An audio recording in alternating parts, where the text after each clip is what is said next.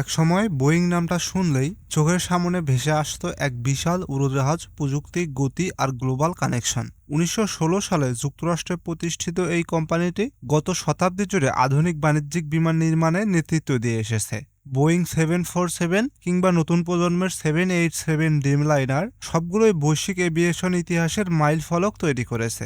বোয়িংয়ের বাণিজ্যিক বিমানের ক্ষেত্রে কোম্পানিটি এখন পর্যন্ত ১৫,০০০-এর বেশি বিমান তৈরি করেছে। এই সংখ্যার মধ্যে সবচেয়ে বেশি বিক্রি হয়েছে 737 মডেলের বিভিন্ন সংস্করণ, যার মোট উৎপাদন সংখ্যা ১০,০০০ ছাড়িয়ে গেছে।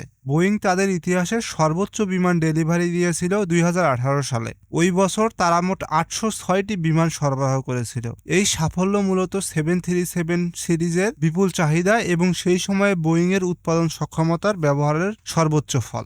বিশ্বের শীর্ষ এয়ারলাইন্সগুলো যেমন এমিরেটাস থেকে শুরু করে কাতার এয়ারওয়েজ, সিঙ্গাপুর এয়ারলাইন্স থেকে আমেরিকান এয়ারলাইন্স, বিশ্বের শীর্ষ এয়ারলাইন্সগুলো যুগের পর যুগ ভরসা রেখেছে বোয়িংয়ের উপর। শুধু যাত্রীবাহী বিমান নয়, বোয়িং সামরিক বিমান, স্যাটেলাইট, মহাকাশ প্রযুক্তি এবং ডিফেন্স সেক্টরেও একটি শক্তিশালী নাম। কিন্তু দুর্ভাগ্যজনকভাবে গত এক দশক জুড়ে এই প্রতিষ্ঠানটি উত্থানের জায়গায় দেখা গিয়েছে দুশ্চিন্তার ছায়া। বোয়িং আর এখন আগের মতো আস্থার প্রতীক নয়। বিশ্ব বোয়িং থেকে মুখ ফিরিয়ে নিয়েছে।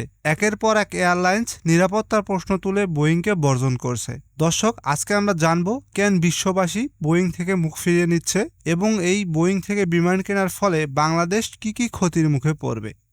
একসময় বোয়িং ছিল আকাশ নির্ভরতা আর প্রযুক্তির প্রতীক, কিন্তু আজ সেই বোয়িং জর্জরিত নানা বিতর্ক আর প্রশ্নের বৃত্তে।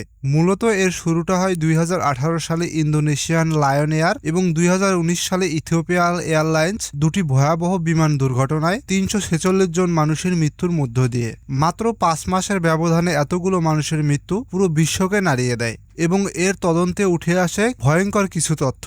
বোয়িং ইচ্ছাকৃতভাবে একটি ত্রুটিপূর্ণ সিস্টেম, ম্যানুফ্যাকচারিং চার্টারাইজড অটোমেশন সিস্টেম গোপন করেছিল। এই সফটওয়্যারটি বারবার ভুলভাবে বিমানের নাক নিচু করে দেয়, যা শেষ পর্যন্ত দুইটি বিমানকেই ধ্বংস করে দেয়।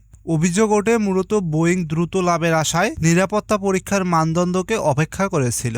সমস্যা শুধু প্রযুক্তিতে নয়, সমস্যা ভিতর থেকে শুরু। কারখানায় অনিরাপদ পরিবেশ, প্রশিক্ষিত প্রকৌশলীদের ছাঁটাই এবং কোয়ালিটি কন্ট্রোল চরম গাফিলতি করে থাকে বোয়িং।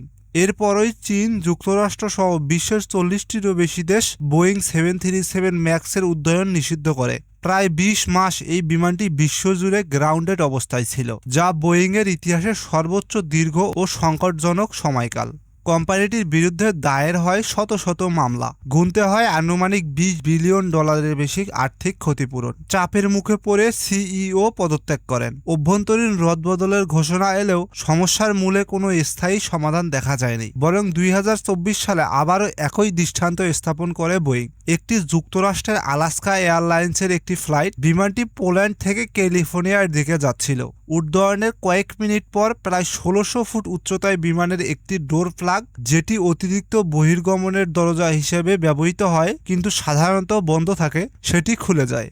এর ফলে কেবিনের চাপ কমে যায় এবং যাত্রীদের মধ্যে তীব্র বাতাস এবং শব্দ সৃষ্টি হয়। তবে সৌভাগ্যবশত ওই আসনের পাশেই কোনো যাত্রী বসা ছিল না। বিমানের পাইলট দ্রুত জরুরি অবতরণের সিদ্ধান্ত নেয় এবং বিমানটিকে নিরাপদে আবার পোল্যান্ড বিমানবন্দরে ফিরিয়ে আনে। সে সময় বিমানের ভেতরে সৃষ্টি হয় ভয়াবহ আতঙ্ক।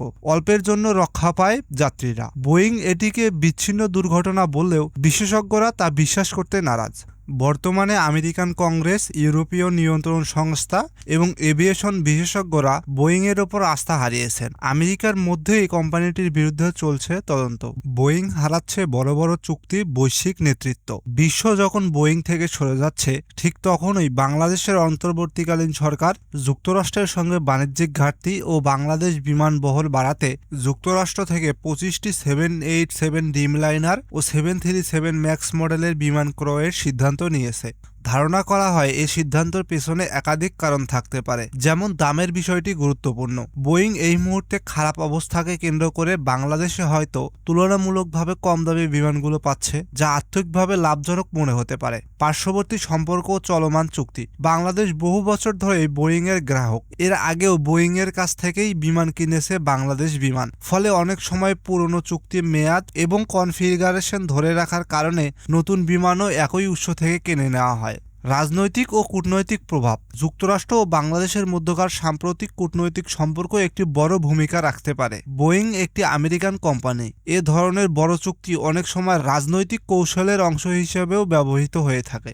বোয়িং থেকে 25টি যাত্রীবাহী বিমান কেনায় বাংলাদেশের এই সিদ্ধান্তের কারণে সম্ভাব্য যেসব ঝুঁকি রয়েছে তার মধ্যে 1 নম্বরে যাত্রীর আস্থা সংকট। বিশ্বজুড়ে বোয়িং নিয়ে যে ভয় সন্দেহ তৈরি হয়েছে তা বাংলাদেশের যাত্রীদের মধ্যে প্রভাব ফেলতে পারে। বিশেষ করে 737 ম্যাক্স নিয়ে অনেকেই ইতিমধ্যে আতঙ্কিত।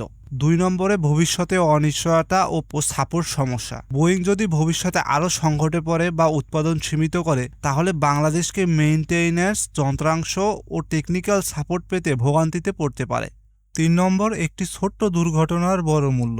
একটি সামান্য কারিগরিক ভুল বা দুর্ঘটনা বাংলাদেশ বিমানের আন্তর্জাতিক সুনামকে ধ্বংস করে দিতে পারে, আর তখন তার দায় আসবে সিদ্ধান্ত গ্রহণকারীদের ঘাড়ে। বোয়িং আজ আর আগের মতো সেই নির্ভরযোগ্য নাম নয়। বাংলাদেশের এই মুহূর্তে যখন বৈশ্বিক প্রতিযোগিতায় এগিয়ে যেতে চাইছে, তখন এমন একটি বিতর্কিত কোম্পানির সঙ্গে বড় চুক্তি একদিকে সাহসী, অন্যদিকে ঝুঁকিপূর্ণ। বাংলাদেশের ভবিষ্যতের জন্য সবচেয়ে গুরুত্বপূর্ণ নিরাপত্তা, পারফরম্যান্স এবং আন্তর্জাতিক আস্থা। আমাদের আশা বাংলাদেশের এই চুক্তি বাস্তবায়নের সব দিকে বিবেচনা করে যাত্রীদের নিরাপত্তাকে সর্বোচ্চ গুরুত্ব দেবে। দর্শক, আপনার কি মনে হয় এই বোয়িং চুক্তি কি বাংলাদেশের জন্য লাভজনক হবে? জানিয়ে দিতে পারেন কমেন্ট বক্সে। আর ভিডিওটি ভালো লাগলে লাইক ও সাবস্ক্রাইব করে দেবেন।